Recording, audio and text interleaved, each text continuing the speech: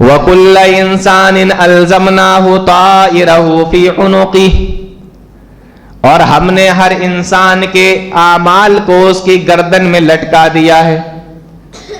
وَنُخْرِجُ لَهُ يَوْمَ الْقِيَامَةِ كِتَابًا يَلْقَاهُ مَنشُورًا، اور جب کل قیامت کا دن ہوگا تو اللہ رب العالمین اس کو ایک کھلی ہوئی کتاب کی شکل میں لے آئے گا. انسان کے نام اعمال اس کے سامنے رکھ دیے جائیں گے اور اس انسان سے کہا جائے گا اقرا کتابک، اپنی کتاب کو پڑھ لے، اپنے نام اعمال کو پڑھ لے.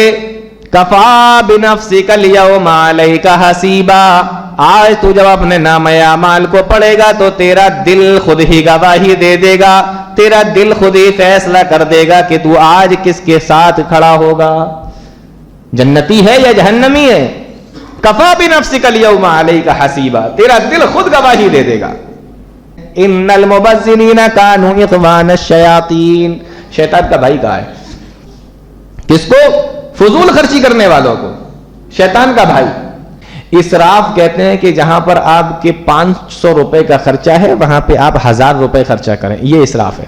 مطلب خرچہ ہے لیکن آپ جتنا ہے اس سے زیادہ خرچ کر رہے ہیں، یہ اسراف ہے، اس سے منع کیا گیا لیکن شیطان کا بھائی نہیں بتایا گیا.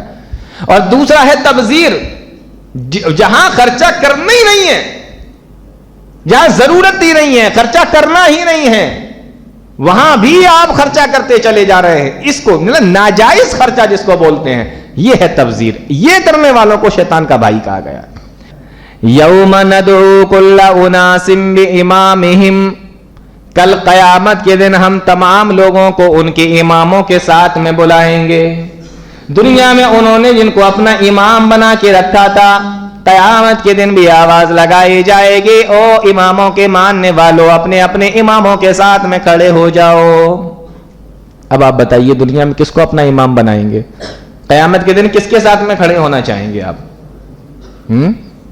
لیکن ہم نے بنا تو کسی اور کو رکھا ہے نا، ہم نے بنا تو کسی اور کو رکھا ہے. اور یہاں پر حافظ ابن کثیر رحمۃ اللہ علیہ نے اپنی کتاب تفسیر ابن کثیر کے اندر ایک بہت پیاری بات بیان فرمائی ہے. انہوں نے کہا کہ یہ جو آیت ہے نا کہ قیامت کے دن ہر امام کو ان کے ہر شخص کو اس کے امام کے ساتھ میں کھڑا کر دیا جائے گا، امام کے ساتھ بلایا جائے گا. فرمایا کہ ھذا اکبر شرف لاصحاب الحدیث، اس کے اندر اہل حدیث کے مقام و مرتبے کو بیان کیا گیا، اس کے شرف کو بیان کیا گیا ہے. کیونکہ لأن امامہم النبی صلی اللہ علیہ وسلم، کیونکہ اہل حدیثوں کے امام جناب محمد رسول اللہ صلی اللہ علیہ وسلم. السلام علیکم ورحمۃ اللہ وبرکاتہ. الحمدللہ رب العالمین والصلاة والسلام علی رسولہ الکریم وعلی آلہ وصحبہ اجمعین، اما بعد.